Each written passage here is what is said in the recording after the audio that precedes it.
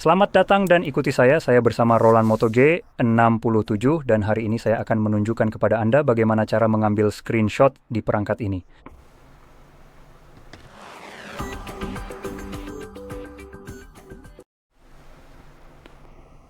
Jadi untuk memulai, pertama-tama Anda perlu membuka konten yang ingin Anda tangkap. Untuk saya ini adalah layar utama yang sudah terbuka dan terlihat di layar saya. Pastikan saja apapun yang ingin Anda tangkap dalam screenshot tersebut sudah terlihat di layar Anda. Dan untuk mengambilnya, yang perlu Anda lakukan hanyalah menekan tombol daya dan volume bawah secara bersamaan. Cukup sekali klik, Anda akan mendapatkan beberapa opsi seperti edit, bagikan, hapus, dan ini saya rasa adalah Google Lens, Google Wallet. Oke, ya terserahlah. Saya nggak tahu juga kenapa. Di screenshot ada Google Wallet, tapi ya sudahlah. Nah, seperti itulah cara Anda mengambil screenshot saat Anda menangkapnya. Kamu bisa menemukan semuanya di aplikasi foto dan pastikan kamu masuk ke tab koleksi. Gulir ke bawah dan di sini kamu akan menemukan tangkapan layar sekarang. Di sini kamu akan menemukan setiap tangkapan layar yang pernah saya ambil selama menggunakan perangkat ini. Jadi inilah yang baru saja saya ambil beberapa saat lalu.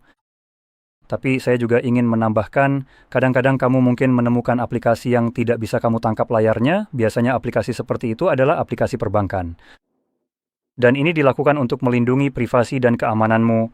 Jika ada semacam malware di perangkatmu yang menggunakan fitur tangkapan layar atau perekaman layar, untuk mencoba melihat PIN atau kata sandi bankmu, kamu bisa bayangkan betapa berbahayanya itu bagi keamanan dana di bankmu.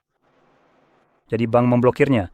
Namun mereka memblokirnya, tapi mereka juga memberikan cara alternatif untuk mencapai apa yang kamu inginkan, yang biasanya ketika kamu mencoba mengambil tangkapan layar sesuatu yang berhubungan dengan bankmu, kemungkinan besar itu adalah konfirmasi pembayaran. Jadi bank memang memberikan cara alternatif untuk melakukan itu, misalnya dengan mengunduh PDF dari konfirmasi tersebut. Tapi yang juga akan kamu temui, meskipun saya tidak punya contohnya di sini, adalah bahwa setiap platform streaming juga melakukan hal yang sama. Jadi itu termasuk Spotify, Netflix, Hulu, HBO, Disney, dan seterusnya. Mereka semua memblokirnya hanya karena, ya, suka-suka mereka saja. Sekarang ini bukan dilakukan untuk melindungi privasi dan keamananmu. Justru sebaliknya, ini benar-benar melakukan hal yang bertolak belakang. Karena saya tidak pernah merasa kurang terlindungi seperti ini. Ketika sebuah korporasi besar yang sangat buruk ikut campur di perangkat saya, yang sudah saya bayar penuh, lalu berkata, ho ho ho. Nah sobat, kami tidak ingin kamu mengambil tangkapan layar karena, tahu nggak, kamu bisa saja jadi bajak laut kecil yang kotor. Jadi karena alasan itu, saya akan menunjukkan caranya, ya mengakali omong kosong itu dan tetap mengambil tangkapan layar, karena itu memang hakmu. Dan lebih lagi ketika kamu membayar untuk layanan yang payah seperti itu, hanya karena mereka tidak ingin kamu membajaknya. Tangkapan layar sebenarnya tidak termasuk dalam hal itu. Sebenarnya ini bahkan tidak dilindungi oleh fair use. Menurut saya, karena kamu bisa mengambil tangkapan layar dari sesuatu yang secara teknis memiliki hak cipta, seperti sebuah acara, lalu membagikannya. Karena itu hanya satu gambar saja dan itu termasuk fair use. Jadi pada dasarnya mereka mengabaikan skenario itu dengan harapan bisa mencegah terjadinya pembajakan. Tapi hey, kalau kamu membajak dengan cara mengambil tangkapan layar atau merekam layar, kamu melakukannya dengan cara yang salah. Jadi saya di sini untuk menunjukkan kepada Anda cara melakukannya dengan benar tanpa benar-benar dianggap sebagai seorang pembajak. Dan tentunya mengembalikan kemampuan yang seharusnya sudah Anda miliki sejak awal. Sekarang mari kita buka browser kita. Saya tidak akan menunjukkan secara persis situs web mana yang digunakan karena bisa saja berubah seiring waktu. Jadi situs-situs itu memang bisa ditutup dan mereka akan mengganti nama dan hal-hal semacam itu. Jadi yang akan saya tunjukkan kepada Anda adalah bagaimana cara menemukan situs-situs web tersebut. Pengetahuan inilah yang sebenarnya lebih berharga di sini daripada situs spesifiknya. Dulu saya biasa menunjukkan situs ini, paystream.move, yang sekarang sudah tidak beroperasi lagi. Namun informasi di baliknya masih tetap ada. Jadi misalnya saya bisa mencari sesuatu seperti alternatif paystream.move. Dan coba lihat, saya langsung mendapatkan jawaban dari Reddit di sini, yang biasanya akan menjadi yang paling Anda minati.